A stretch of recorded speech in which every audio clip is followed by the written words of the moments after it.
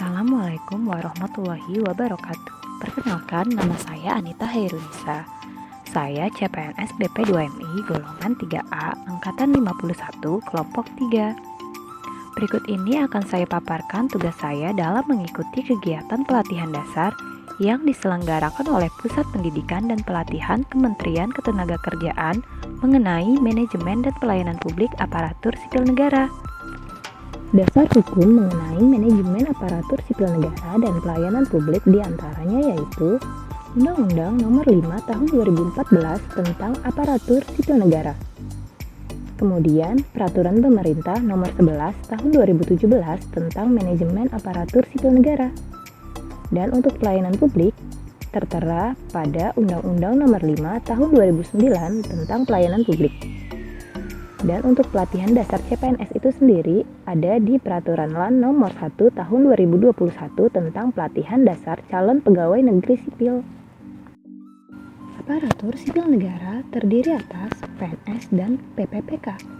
PNS adalah pegawai ASN yang diangkat sebagai pegawai tetap oleh pejabat pembina kepegawaian dan memiliki nomor identitas pegawai secara nasional.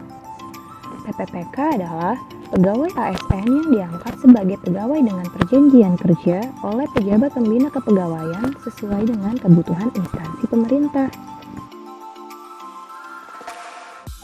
Selanjutnya, dalam manajemen ASN terdapat kedudukan, peran, dan kode etik ASN. Kedudukan ASN. Pegawai ASN berkedudukan sebagai unsur aparatur negara yang menjalankan kebijakan yang ditetapkan oleh pimpinan instansi serta bebas dari intervensi golongan dan partai politik. Peran ASN.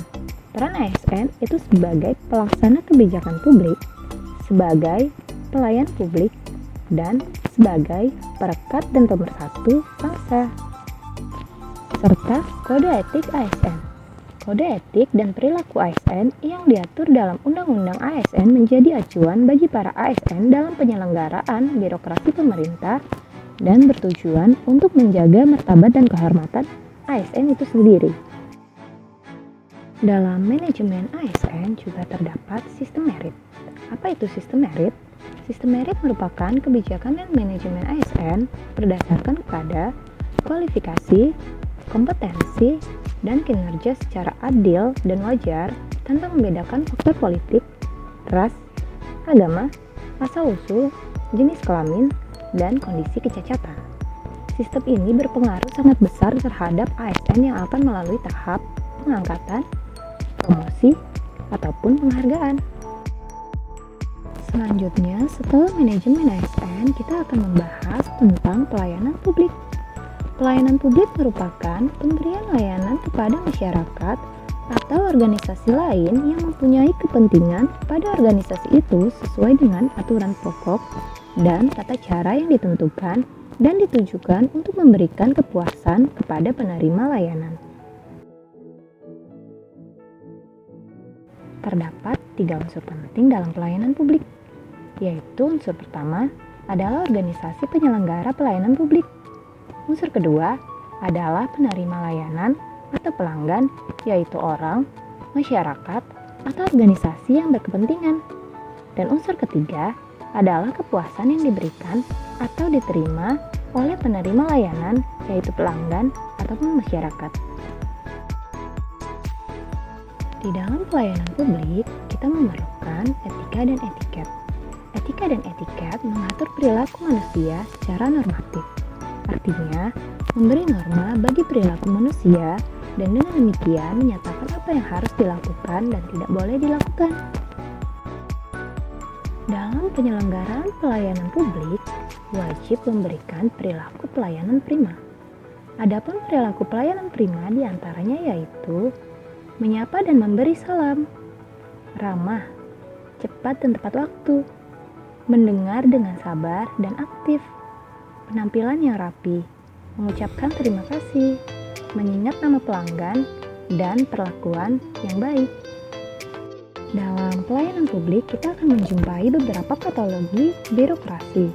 Di antaranya yaitu penggelembungan organisasi, duplikasi tugas dan fungsi, red tape atau terlalu prosedural, konflik kewenangan, korupsi, kolusi, dan nepotisme, enggan untuk melakukan perubahan. Lantas, bagaimana sebagai seorang ASN dapat berkontribusi dalam memperbaiki kualitas pelayanan publik? Agar dapat berkontribusi dalam melakukan perubahan, maka harus mengenal prinsip-prinsip pelayanan publik yang baik, sesuai dengan literatur administrasi publik maupun best practices yang telah mempraktikkan dan memiliki pelayanan publik yang baik.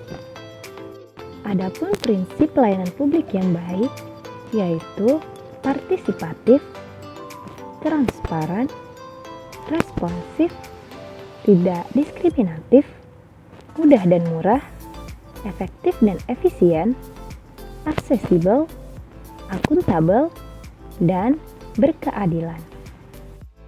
Terima kasih saya ucapkan untuk kalian yang telah mendengarkan pemaparan tugas dari saya. Sampai jumpa di lain waktu. Wassalamualaikum warahmatullahi wabarakatuh.